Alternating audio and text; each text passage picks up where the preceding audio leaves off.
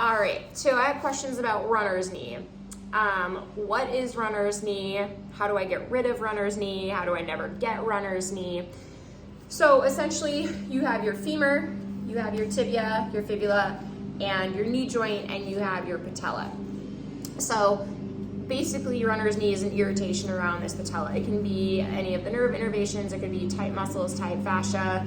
It can be chondromalacia patella, which is like wearing away the underside of the patella. But basically, your knee's a hinge, and the patella should glide over this area when you are running and when you are striking. And there's something happening when you're running that's causing kneecap pain.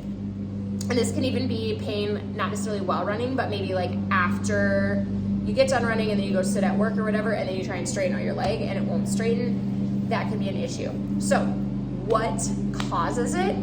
It could be as simple as your anatomy. So as a female, if my hips are wider than my knees, that's called an increased Q angle. So women, I'm really sorry, you're at a disadvantage for the way that hips are generally wider than your knees. So that can cause the knee to operate like a bent hinge. Bent hinges don't work as well as straight hinges. I have bent hinges, okay? So there's not a ton we can do about a Q angle. However, if I'm running with an increased Q angle and my hips are weak, that's gonna make it worse. So then I need to strengthen this so that I keep this in a better alignment. And I do find that's a lot of it.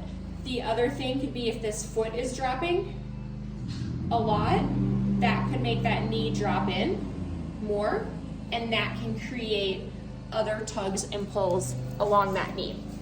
So usually has to do with your biomechanics, some of which you can change, some of which you maybe can't due to what the genetic makeup is of your body. But again, if you check in with somebody who does gait analysis, they can measure these types of things and see, is it really a strength discrepancy, or how do we work with you and your body to make running better for your knees?